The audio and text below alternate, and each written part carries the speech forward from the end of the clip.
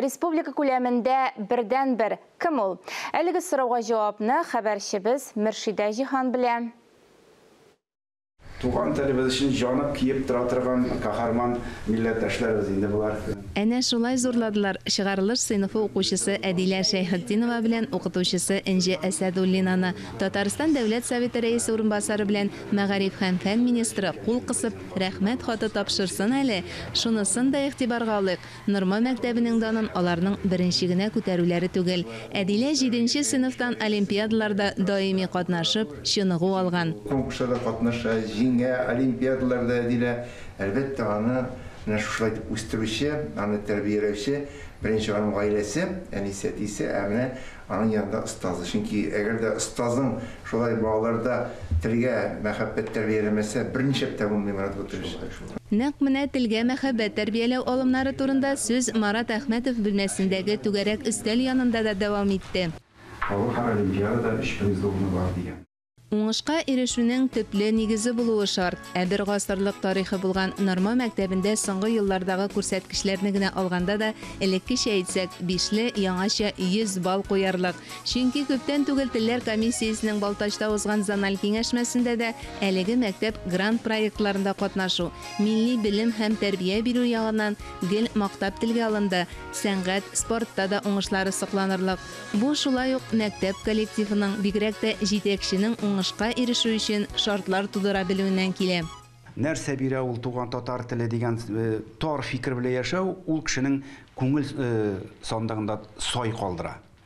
Инде менә никадәр күбрәк телләрне өйрәнә икән, шуның кадәр ул гыйлем дөньясына, ул телләр дөньясына, алар тарихына тирәнрәк керә һәм күбрәк мәгълүмат ала дигәнсе. Алар һичшиксез күбрәк зиялырак һәм күбрәк гыйлемлерәк булалар. Әдиләгә зыялылык юлын сайларга ярдәм иткән Энҗе Әсәдуллинаның әнисе дә укытучы булган. Димәк, укытучылык нәселдән нәселгә күчә. Мондый укытучыга чәчәк белән бергә ат казанган дигән исем бирү дә жәл түгел. Анысы әлбәттә киләчәк эше, әмма бүгенгә әйләнеп кайтсак, Әдилә ни өчен бердән бер? Маңа кем гаепле дип сорыйлар инде күп вакытта. Маңа үзебез гаепле, барыбер тик үзебез гаепле. Монда бер кешенең дә гаепле кирәкми. Димәк, без менә әтиәниләр, укытучылар, җәмгыять, масса күләм мәгълүмат чаралары, гомумән безнең халкыбыз үзебезнең телебезгә булган мөнәсәбәтне күрсәтүче бер фактор булып тора бу. Үз-үзеңне тәнкыйтьли белү, гомумән Тукай әйтмешли, тәнкыйть кирәкле шәйдер, әмма телебезгә булган ихтыяҗны бетерүгә җәмгыять тә, халык та гаепле түгел. Ул аерым кешеләр хатасы. Димәк, нәкъ мәктәптәгечә хаталар өстендә эш алып бару вакыты җиткән. Әтиәниләр җыелышларында дөрестән дә шундый фикер яңгырый. Менә бердәм дәүләт имтиханнары бөтенесе русча бирелә бит. Дөрес хәят татарча бирү варианты да кабул ителде, ләкин аны балалар бик сайламыйлар. Бар русча бирү ягында һәм инде әтиәниләрнең әйтәсе килә, укырга кергән вакытта кирәк түгел бит ул татар теле, әдәбияттан татар теленә имтихан биреп керәсе юк бит. Татар теле һәм әдәбият укытучысын исәпкә алмаганда инде шуңа укырга кергә теләге булмаганда безгә кирәк түгел ул дип, ләкин минем әтиәниләргә әйтәсе килгән фикерем шул: татар кешесе ул инде каягына укып чыкса да, институт бетерсә дә, академия бетерсә дә, ул бит татар кешесе булып кала һәм ул үзенең киләчәктә гаиләдә балаларын бит ул татарча тәрбияләргә тиеш була. Шул татар мөхитендә татар тарихын, татарның бишек җырларын җырлап тәрбияләргә тиеш була. Шуңа күрә балаларга барбер татар теленең матурлыгын, аның тарихын өйрәтү кирәк дип уйлыйм мин. Бердәм дәүләт имтиханына телләр комиссиясе рәисенең үз карашы, аның фикеренчә, чыбыркы шартлатып эшли торган эш түгел. Кирәк әйбер инде ул. Анда исәпкә алынса да начар булмас иде, әмма ләкин ул саламга тотынуына минемчә. Иң беренче чиратта күңелдә булу кирәк менә монда. Рухи ихтыяҗ булу кирәк. Гаиләдә әтиәни, әби-бабайлардан килгән бер төрле менә татарлык яшәү кирәк күңелеңдә. Әтиәниләрнең, әби-бабайларның ышанычын югалткан төп сәбәпкә бердәм дәүләт имтиханының катнашы юк.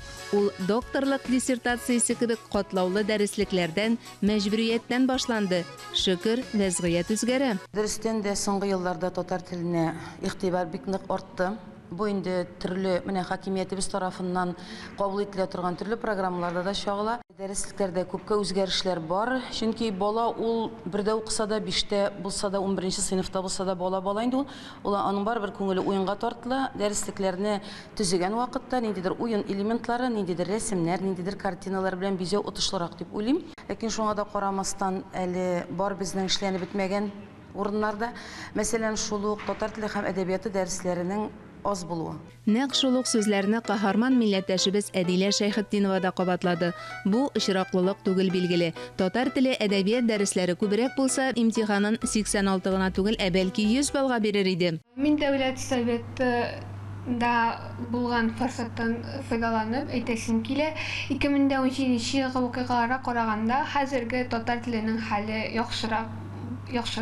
Чөнки төрле телеканаллар бар татарча балалар өчен дә, зурлар өчен дә, һәм мәктәпләрдә туган телләр санын арттырсалар, бик әйбәт булыр иде. Татар теле бөтен дөнья күләм таралар иде.